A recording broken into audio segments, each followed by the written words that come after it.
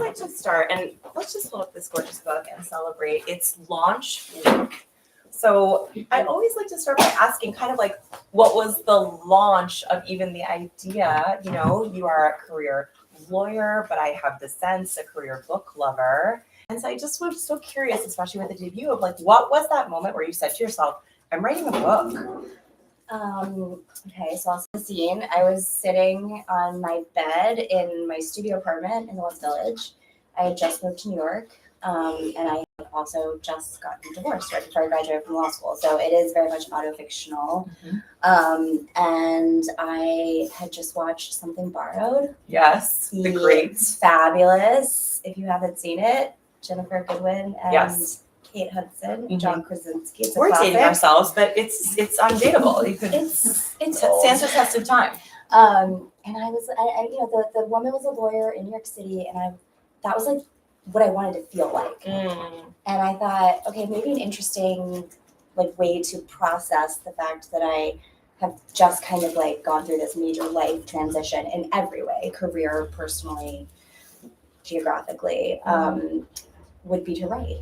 And so I just sat down and I started writing. But I feel like just to celebrate how beautiful and rare that is, like, were you a career journalist, or did you have a journaling background? Like, that just feels like such a beautiful, bold way to process kind of grief and transition. And did you have kind of a foundation for that in your life before sitting down to do this? I always wrote ever since I was little, but you could never tell. in any way. You know, like I think I won like a young authors contest when I was in the 6th grade, and I was like addicted. I was like, wow, people will read what I write and like it, maybe, you know. And that was a pivotal moment for me. Okay, so then you make this big decision, and then kind of take us through this, maybe don't hold back from then to today. You know, I imagine you are drafting manuscripts and you're sharing them with friends, or kind of what does it take you to get to this incredible? And we should say, like, for those of you who don't know, to have a book published in this day and age, just to celebrate you for a second, is really a huge feat. So I just, maybe people who aren't as familiar with the industry don't even know just what it takes. So we have to congratulate that, and then hear like what that journey was like for you. Well, I did write it over a period of 8 years. And so I was saying to somebody today, there was a Google Doc that I had. There was a notes app, So this is what I want. I need all the technical details. And I would be like on the train to New Jersey to see my family. And I'd be like, oh, I have an idea. And I would write down, and then COVID happened, and I'd written what I assumed was half of the book. And I thought, maybe this is the first time I'll have time, because we started working remotely, and I started a writing group, which was actually like life-changing. You joined a writing group. I started it with 2 of my friends. I mean, it was of course you did. Writing group. Even so, Sarah. Now we have to celebrate that. That's amazing. So you brought together people to kind of help you in the process and build community. Huge. We started it in February 2020. So we did the first meeting in person, and then everything shut down. And so for 2 years, we did weekly meetings on Zoom. And that's how I finished it. That's amazing. And then I was trying to query, as looking for an agent. You query, like you draft letters and say, this is the book that I have. I think you might like it. And I had like some nice responses, but nothing was really sticking. And then I got pregnant and got married and started a new job and moved across the country. And I was like, okay, this is like too many things at once. So I put it in a metaphorical drawer.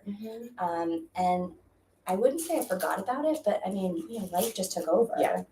And then 4 years later, a woman who had read it as a friend in 2021 was like, who we hadn't stayed in touch. We were like industry friends. And she emailed me out of nowhere, and she was like, I'm an editor now.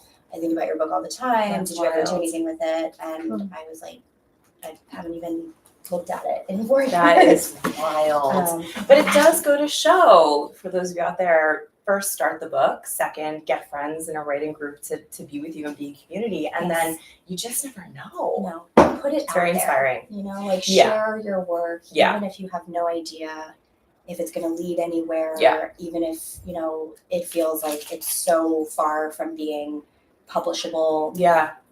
because just having shared that with her to ask her for feedback, she's an avid reader. She was at UTA at the time. She wasn't even in publishing. And yeah, you just never know. It takes a lot of bravery, which actually like is a perfect segue to my next question, which is about the fact that so much of this, as you said, does have these autobiographical touch points. Yeah. Which is another brave piece of a puzzle of being a writer. So I was curious how you, along the way, kind of decided like, okay, this feels safe to include, something doesn't feel safe, or this feels scary, but I've got to include it. And like, what was that like? It's funny. So when I finished it in 2021, I sent it to a friend who knew me at the beginning of where the book starts, when I had just moved and was, just a mess. Yeah. I mean, I was trying to like figure it all out. And so he'd been with me for, the whole journey. And his one feedback was, you're not being vulnerable enough. You're not really telling the full story. That's hard to hear though. It is, because I wasn't ready. Yeah. And going back to the manuscript with an editor who took such care, and also being even just slightly older and a little more confident, a little more, sure of myself, and like okay with the vulnerability. Yeah, like that time, the distance. It's so interesting to think how this book would have been different if time had been more condensed, right? Sometimes I feel like as a writer, I wish for that. Like I wish it would all go a lot faster. Yes. But then sometimes some of the breakthroughs for me happen at the, like you're talking about. So maybe it just always takes the time it takes, I think, especially when it's very personal. I mean, I was 30 when I started writing the book. Yeah. And I was 40 when I sold it. So Yeah. it's like, that's an entire decade of growth. Yeah. And, much needed self-discovery. Yeah. And that really helped to be able to go back to it and like see it through a different lens. Yeah. Yeah. In the beginning, kind of, or I should say, as you read through each draft of it, when you were coming upon the end of it, like, how did you feel about the character, of Sam? Did you kind of have a tender, did she feel less messy to you? Did you view her with less judgment? Like, did you see her differently the further you got away from being her? I think that's a really interesting question. I think that I had more empathy for her. Yeah. Certainly less judgment. Yeah. I mean, when I started writing it, it was like I was at that stage of my life, where it felt so far from figuring out anything. Yeah. And from, exactly. And, like I wasn't ready to be a partner to somebody at that time. I certainly wasn't even like close to ready to think about motherhood. Yeah. Yeah. I was just building a career, and trying to figure out who I was. Yeah.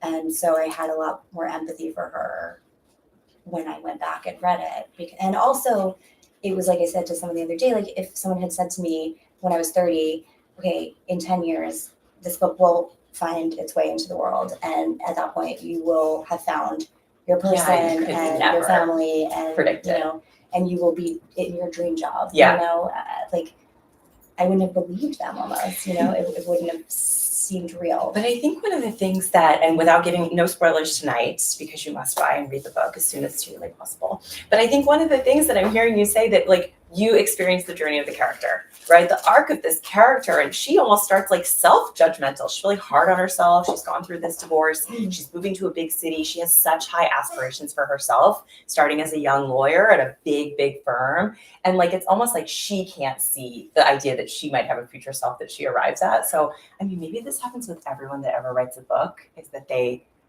become, I don't know, I have no idea, because that's been my experience too, but I think it makes it so much richer. I'm so glad. Yeah. Yeah. So speaking of the law of this book, and for people that haven't read it yet, this is a book that has really wild, complex, famous cases involving very cool and famous people. And if you know nothing about the law, it will be just as accessible a read for you as not. And that kind of blew me away. And I think that's a hard thing to accomplish, especially since your brain maybe goes lawyer brain first. Yeah. That's kind of like where your education is, and then author brain second. So how did you dumb that down for us? And I don't mean dumb it down because it's just as engaging, but like, thank goodness you presented it in this, like, I mean, you're giving John Grisham, it's extremely entertaining. Wow. So yeah, what was that like? Well, so, in the book, the friendship that she develops with Molly Bloom, Molly's Game, Exactly. Like that is an anchor really in the book, but also in real life. Yeah. I had that experience with her. And then when Sorkin decided to write the screenplay and wanted to use the legal proceedings as the lens to tell the story. Which we get a super fun glimpse of in the book again. Yes. The first thing he said to me is, anytime I ask you a question, like, answer it like I'm a kindergartner. Yeah, that's amazing. That's amazing training. Which is really hard for a lawyer because your brain law school completely like messes with your brain because you overcomplicate everything after that. Yeah. Life, work, all of it. And so that experience, I worked with him for a year and a half as he was writing, and I would like draft 3 versions of a response to him. And I would like say, okay, like I'm telling him a story. Yeah. I'm not giving him like a legal lecture. Like it's a story.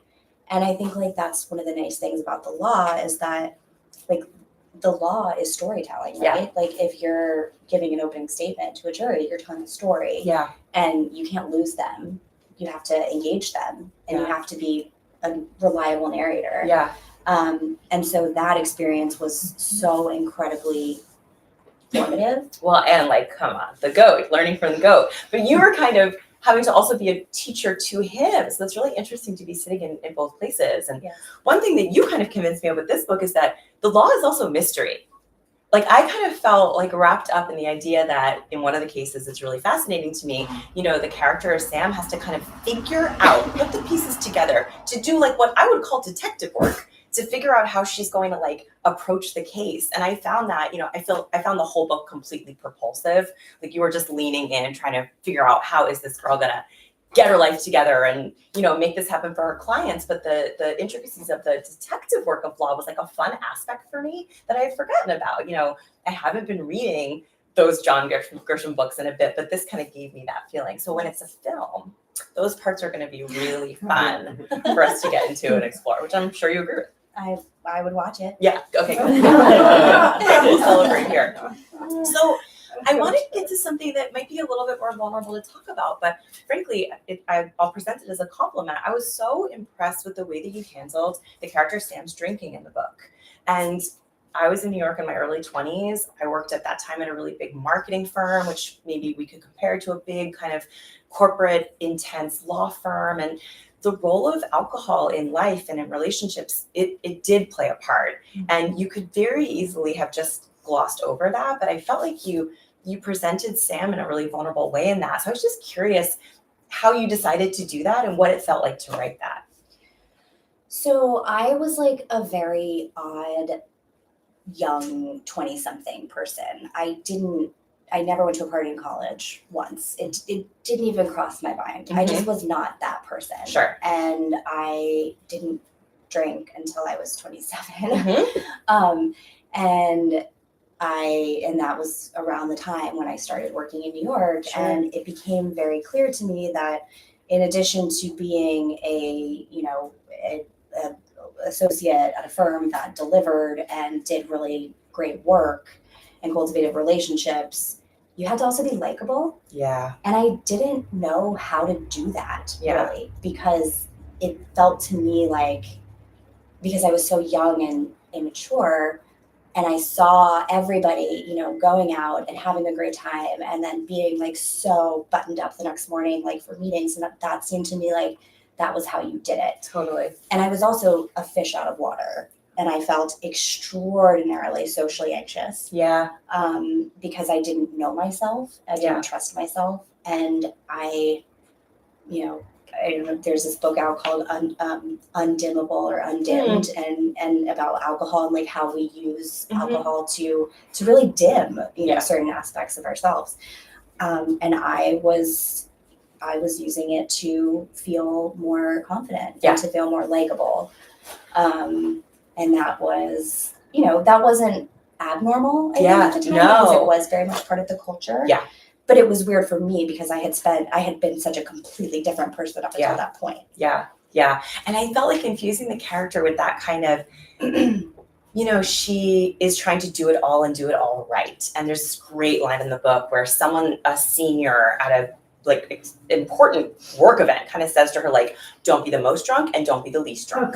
So this idea that like there's a system here, learn the rules, play the game, and if you don't, who knows, right? I feel like the character, you feel that vulnerability, and I think you also see the growth, like without giving anything away, like there are consequences, and I feel like they were dealt with so honestly. But I also, what I liked about it, and I feel like I really relate to this in every category, is throughout I think you did such a nice job of she knew. So her inner wisdom, and I think this is another thing I love about the book, her inner wisdom is there the whole time. So you're rooting for her so much, and you're just kind of seeing her connect with that inner wisdom and say, like, wait a minute, I know my rules. I'm in this world, but I remember my rules. And that's kind of, it was like what I was hoping for, that she was going to reconnect with that thing. It's like she was kind of questioning herself, and maybe that's how you felt writing it. I mean, maybe that's how you felt living it. Oh, yeah. Yes. Yeah. So for that reason, the living it and then the writing it, was there a scene that was, I'll ask kind of the hard one first, like, was there a scene that was therefore the hardest to write? Like the one you kept coming back to and being like, I don't even want to touch the page today because I know I'm going to have to write this scene and it's the hard one, again, without giving anything away. Yeah, without giving anything away and just keeping it super broad, the sex scenes were very, Sure. very difficult to Yeah. write. I It's a know. craft, okay? Like you really It have really to learn is, and like how to deep do it. respect to the people that can do it, because it's you're absolutely right. I feel the same way. Yeah. Okay, Yeah. well, you did a great job. Well, thank you. Yeah. But yeah, it was. I wanted it to be, I wanted it. She talks in the book about how she, like, hadn't really like dated anybody. Yeah. After, and like Yeah. the idea of that was like very scary to her, and Yeah. like and so I wanted that to be. I didn't want it to feel like exploitive. But I Yes. did want it to feel like real. Yeah, I think that's a good point. And actually how alcohol comes into her dating is another like really interesting and really honest thing that I feel like, to kind of not be naive and arriving in these worlds and knowing what you're going to be up against. And she kind of gets thrust into it. Yeah. Okay, so then what was like the most delicious scene to write? Or maybe not even scene, or maybe you can answer both ways, but like scene or character, like aside from Sam, who must have been very special for you to write, was there like one of the best friends or somebody that was like a super, felt good to always write that person? Because my husband isn't here and he does not like to be pointed out in any way. He's Okay, very but it's shy. okay that we're recording. Yes. Okay, great. Try not to Checking. watch it. We have a 3-year-old. Yes, 100%. Okay. There's limited time.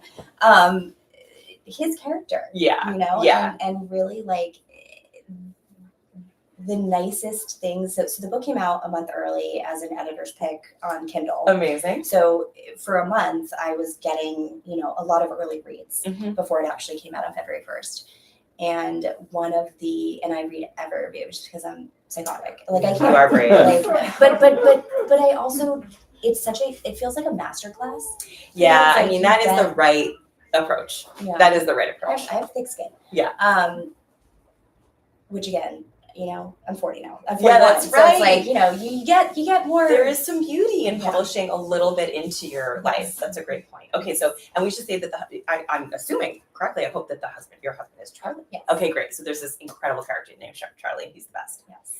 And so writing, so what a lot of the reviews, that people have had issues with like her character and just how kind of like all over the place she was, right? Like, Mhm. but everyone loves Charlie. I know. And, It's always even that if way, people right? are like, oh, like don't love her, but justice for Charlie, I like- know. No, I have a similar situation where my husband is very much a character in my first novel, and my editor kept being like, yeah, this is feeling very unrealistic, so we're gonna need to have to like dirty this guy up. And I was like, that's what he's like. Ooh, that's tough. Yeah, Yeah. it was tough. That's So I had really to kind of make him tougher than he is. But that's nice. And it must have also felt nice to kind of, in a way, like be able to memorialize that love story, Oh yeah. which is now forever kind of like captured. Are there any, without saying what they are there any like exact moments or exact conversations that were like, this was so special and this happened, so I'm gonna kind of give this its flowers inside the book? So they go to see the Nutcracker together, and they're friends. They're not together, and she is very aware of like everything that he's doing because they're sitting so close together, and there's obviously been this chemistry. And he fully turns off his phone instead of just silencing it. Yeah. And something about that detail like really grabbed me Yeah. when he did that. Yeah. I remember like being like, I want to marry someone like this who turns off their phone. Yeah. At the Nutcracker. Yeah. It was Which is charming. That's the respect the Nutcracker deserves. I mean, I read that line and yeah. thought I've been doing a lot of things wrong. Some venues deserve phone. They deserve airplane mode. And I appreciated that. And I thought about that too. I thought like, oh, this is, you're as a reader, you're hoping things will end up in a certain way. And we won't say the way that they end up, even though I do think that was a huge moment where I was like, I think I was literally thinking like, Sam, like, don't fuck it up. Please don't fuck it up. Well, she has to for the drama of the book. Come on, you all know that. But I did think that was a special moment too. So it's funny that, and I think that's what's very hard but rewarding about offering your own life onto the page is that you get those things that, it's not that it's stranger than fiction. It's like more special than fiction. You couldn't come, maybe, but like it's so much more special that you didn't have to come up with that. You remember how it felt. You remember how it felt, and then you infuse the character with it. And I thought that was very much the case with this, which I love. Yeah. Well, speaking of feelings, I always like to kind of read and then recommend books based on like how you want to how do you want to feel right now? So therefore, like, what do you want to read? So how do you want people to feel when they're reading this book? Nostalgic. Oh, that's Completely good. nostalgic. Yeah, nostalgic for like the New York City piece or for themselves and their. For the New York City piece, for like I wanted the book to be evocative of like an early 2000s rom-com. Yeah. Where it was, the How to Lose a Guy in 10 Days, Yes. 27 Dresses, like our favorite, even earlier, obviously Nora Ephron, if I dare even mention her name, because Deserve like to. in this, Yeah. context of my book. But yeah, like that kind of like the way it felt to be starting out in New York City and have so much ahead of you and like see that like everything was yours to lose. Yeah. It's like New York is that place that you go to reinvent yourself, to, be one of many people that, are all just trying to do something extraordinary. And that is what I would love for readers to feel. Yeah, I think that's so true. But I also think that the piece of the puzzle, I think all those rom-coms are right, but like, I feel like you're offering something that also has a component of aspiration. And like, that's like Devil Wears Prada goodness. That's like, because, I think that there's something about the kind of person that even goes to New York in the first place. And in this book, one of the most charming things about it is that this character, she doesn't just take things that fall into her lap. I mean, she is fighting. She's going to places that she does not belong, to have conversations with people that she should not be talking to get an edge for an opportunity. And you're just like, wow, like, look at this young person go after everything that she's been through. So I found that, the nostalgia of New York, I was like, take me back immediately. But the aspiration is kind of how I felt. I felt like on my best day, I'm Sam. Oh, I love that. Yeah. I also had incredible mentors and incredible heroes. Yeah. Yeah. And let's talk about that, because one of the people that is featured in the book, of course, is perhaps based on a real person from your real life who serves as this like this big sister in a way. And even though she is in a different industry, not a lawyer big sister, so not a lawyer mentor, I really felt that. I wondered. We're talking about Molly. Exactly. Okay. And I wonder how you feel you would be different without that influence in your life, and therefore like how Sam might be different without that influence. This is a famous client that comes into play and that has actually been, in your real life as well. Yeah. Look, I don't want to say that being indicted federally is the same as going through a divorce, because it's a whole other level of going through it.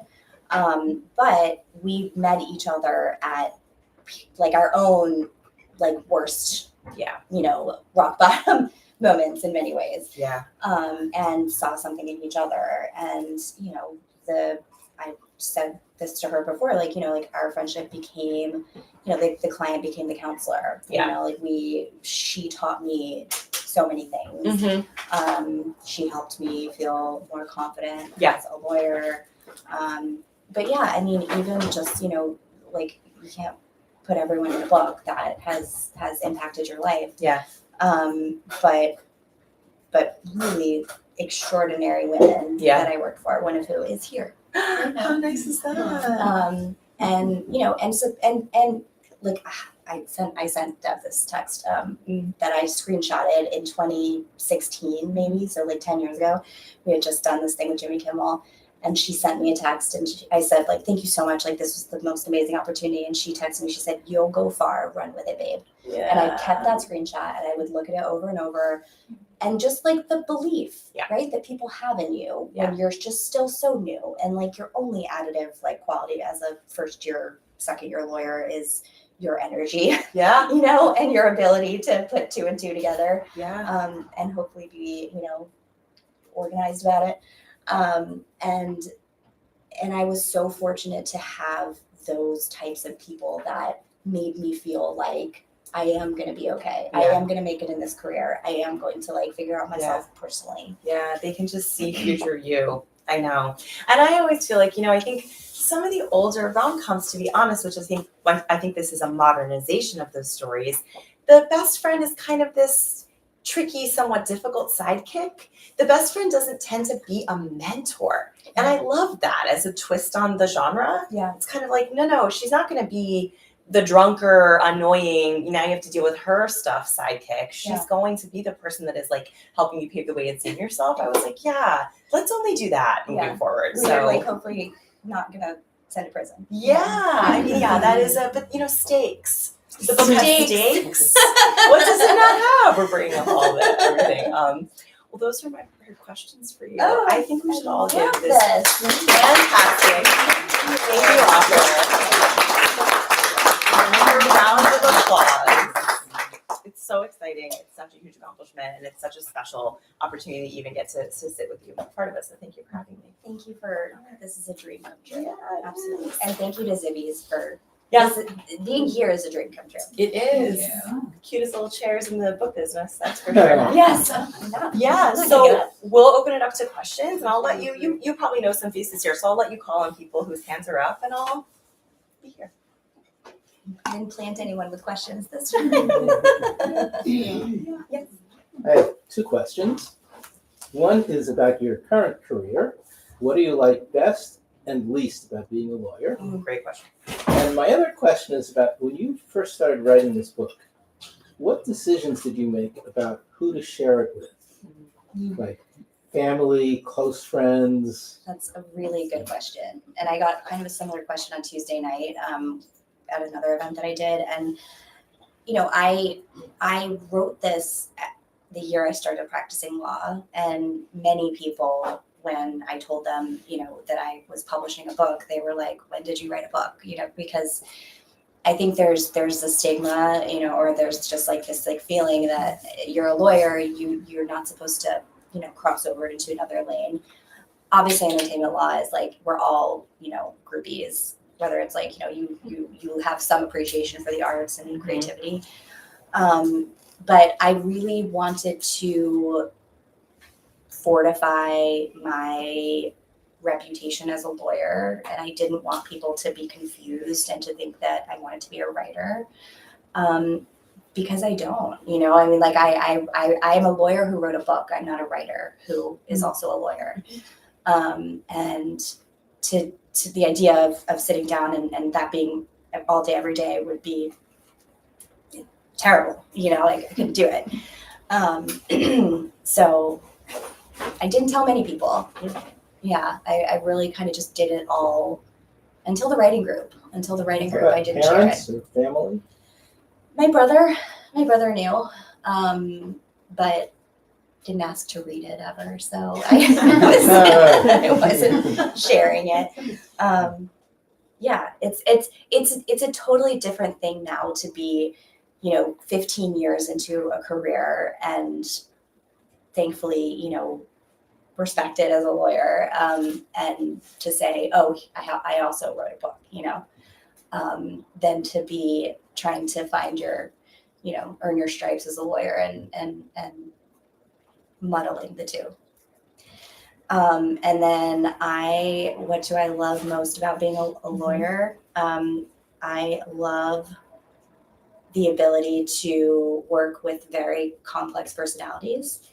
I feel like my brother and I say all the time, we grew up with like our family was very difficult. My dad is an immigrant from Italy and just like kind of never understood like why we wanted to do anything but like farm and to this day. And my mother, had like mental health issues and we just became incredibly emotionally intelligent as a result of dealing with their very complex personalities.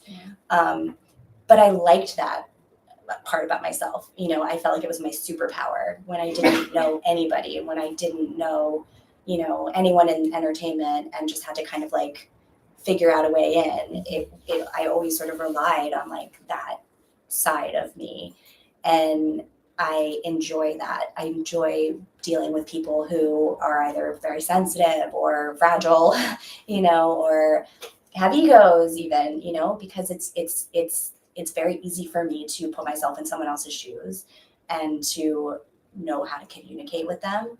And because I love film and I have such an appreciation for the act of creating, I want to be that enabler for people. Like I want them to be able to do what they need to do. So I have always approached my practice as an entertainment lawyer as anything. We can do anything. We just have to figure out how it's going to happen, And so it's like a puzzle. It's always solving a puzzle. So good. The part you don't like? Oh,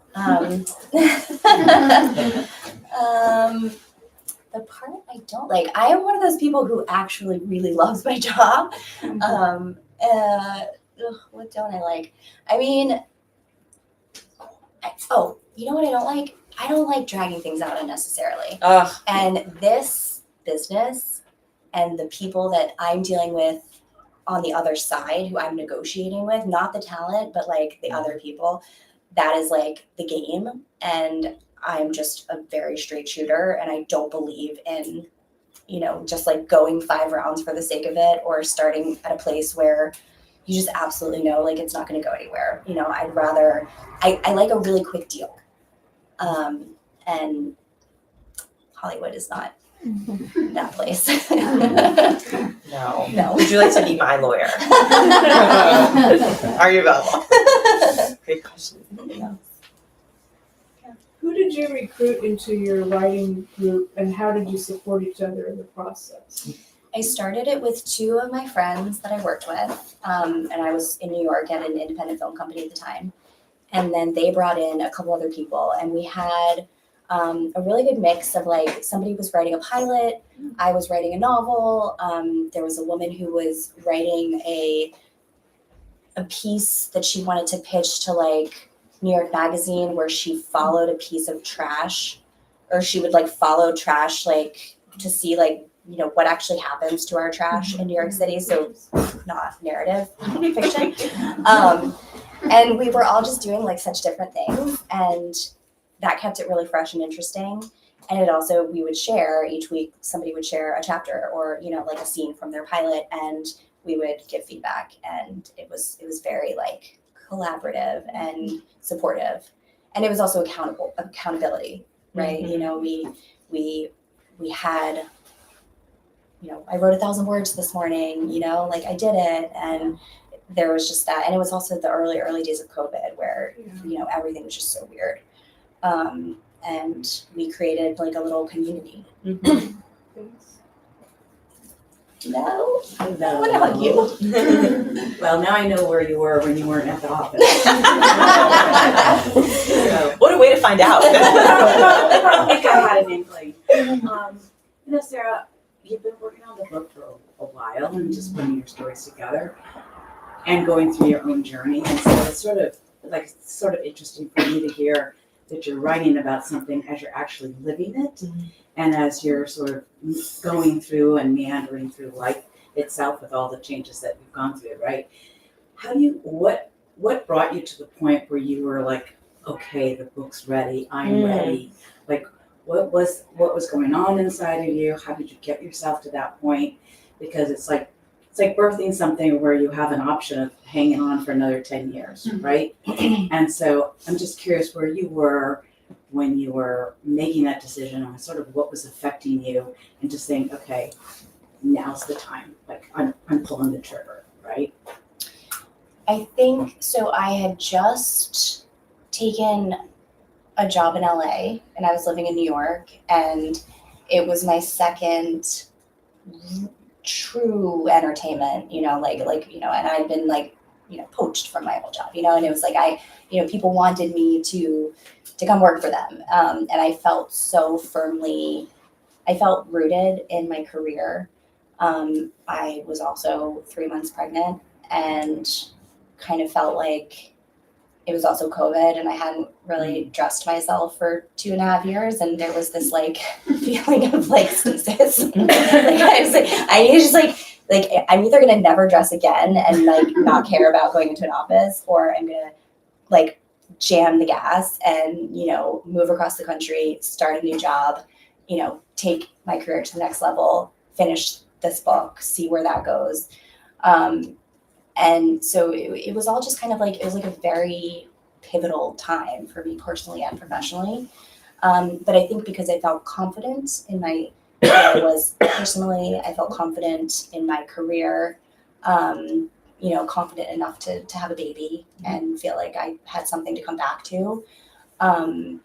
It all just sort of coalesced, and that energy and that wanting to ramp up was, okay, now's the time, and I finished it. But yeah, So it was interesting. 8 years at that point. Yeah, it's so interesting how all those factors kind of come together. It feels like we're in Los Angeles. I can be a little woo about it. It feels a little divine. I mean, I'm an old Italian woman at heart. I am superstitious to my core. Yeah. I know we share that. It's very special. Yes. Yeah. No, I absolutely believe it. Mhm. But also, I think I'll just say, moving to LA, 4 years or 2 years passed before anything happened with the book, and I was thrust back into the editorial process very unexpectedly. And I think being in Los Angeles for 2 years at that point, 3 years, I had a balance that I never had in New York. As much as I love New York, I wouldn't have had a balance there ever. It just wasn't possible. I still don't when I go back. I revert. I go right back to being a complete psycho. And LA just sort of gave me that balance to be able to take a fresh look at the manuscript and and finish it while I sold the book the first week at my new dream job. Yeah. It was just kind of a wild. It's interesting to think about what places breed creativity and what places, because obviously New York is breeding a certain creativity for a certain person, but I have felt the same about LA, and I don't know, maybe that's a personality type, or I don't know. That's so interesting. I'm glad to hear you say that. Yeah. You said it's 8 years you were writing this, essentially, right? So when you went back to, whether it was rereading it or editing it, did you not have moments where you really disagreed with the parts of yourself that existed 8 years ago? And then you look at that and think, I don't know, I would imagine for me at least that there'd be disagreements because you've evolved, of course, through those 8 years. And then did you just leave it, or did you feel prompted to go and change it based on the evolution of your own opinion and how your experiences maybe caused that? I had a completely opposite reaction to that. I mean, my reaction on reading it after I hadn't picked it up in 4 years, and obviously parts of it I'd started writing when I was 30, was, wow, you did it. You figured it out. You became, and I've always been so drawn to this George Bernard Shaw quote, life isn't about finding yourself, it's about creating yourself. And I feel like I created my life, and I had to have that time.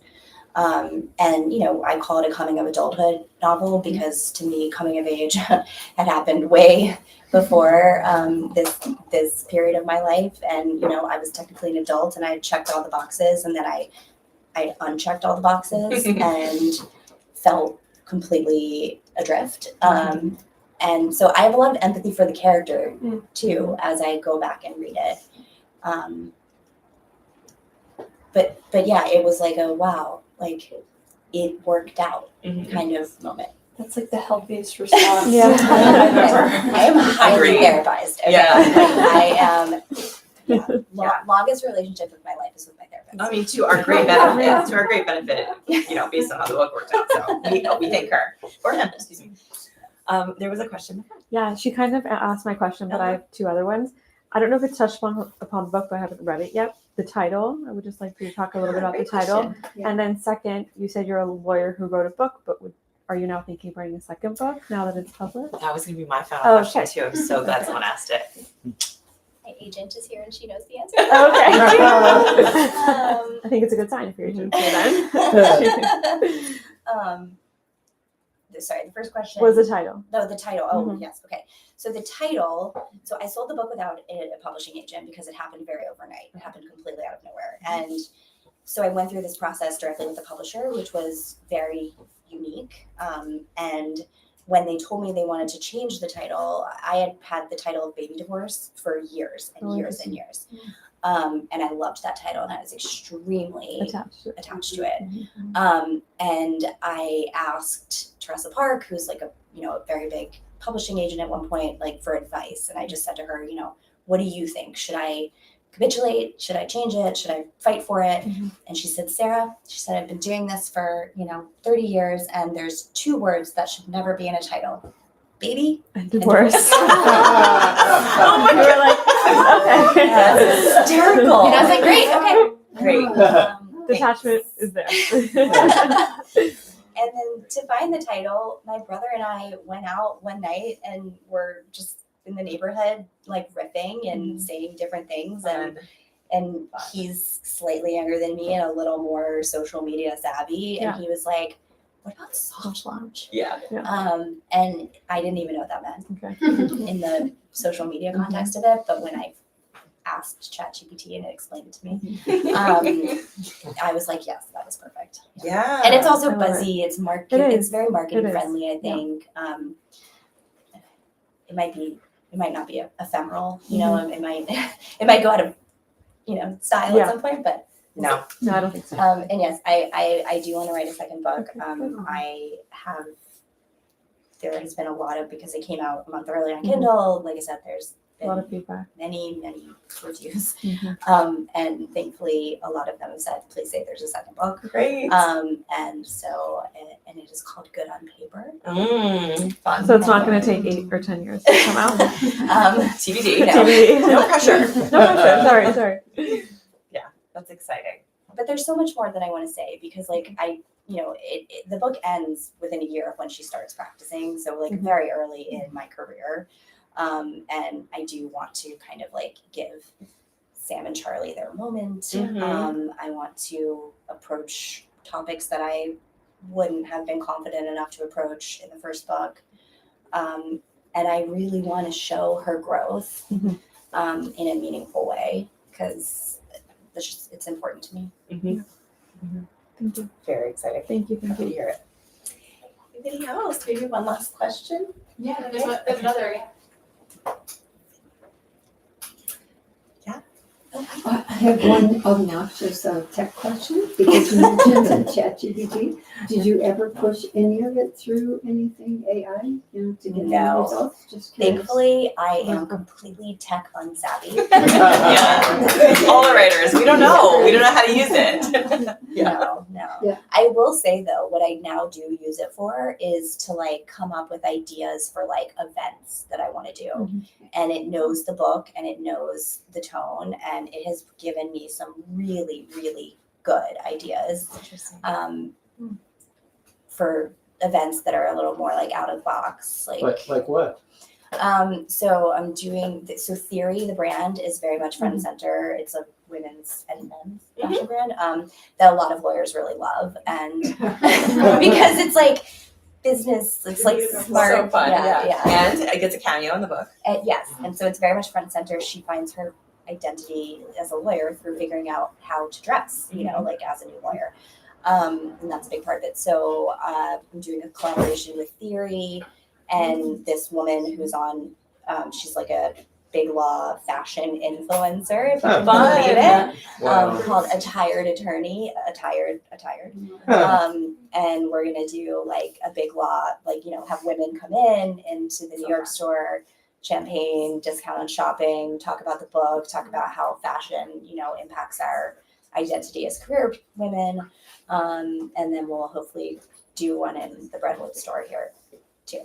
So just kind of like those, like using the things that I give an homage to in the book that were so much part of my life. And like I had like in the book she says, like, her friend's like, you have to go to theory, and she's like, is that like a school of thought or what? Like, and she's like, Then she has her it's- Pretty Woman moment. It's so fun. Yes, Yeah. yeah. But one more time, I mean, before we give you one final round of applause, like this is the kind of ingenuity, the hard work that goes into, and it's like the aspiration that you're going to get from reading the character, but like here it is in 3D. Like this is the spirit of character, and this is what it takes to launch a successful book. So it's so exciting to be here. I'm happy for everyone in your life, and Sarah will sign them. Congrats. Thank you so much. Thank you. Thank Yeah, you. it's so inspiring to hear all the backstory, and especially Right. like, you've got a fashion side to it. Like you, I have one more question. Because you work in the entertainment field, has anyone asked you if you'd like to make this into a movie, or is there any thought of that? There has been thoughts of it, and I would be so lucky.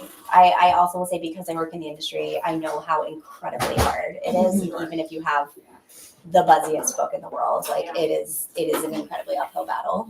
But I would truly be so lucky for that to happen. Well, maybe next time you come in, it might be, you know, before you're making a movie. Yeah. Anyhow, thank you so much. Like they said, I'm sure they're happy to No, I'm sign gonna give her pictures, that. stay, mingle, hang out. We're so happy to have Yes, you. get Thank drinks. you guys. Yeah. Oh, yeah. We should have called.